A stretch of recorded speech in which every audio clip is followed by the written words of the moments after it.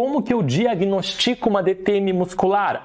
Através de critérios de diagnóstico. E hoje, esses critérios de diagnósticos são critérios como, por exemplo, o AAOP, temos o RDC, temos o DC, que atualizou-se, e temos atualmente o mais moderno. Meu nome é André Corporati, sou dentista, professor e pesquisador na Université de Paris, na França, e aqui neste perfil eu ensino dentistas a terem segurança no diagnóstico e resolverem 100% dos seus casos de bruxismo, DTM e neuropatia. O ICOP são questionários, são ferramentas que a gente usa para diagnosticar a DTM.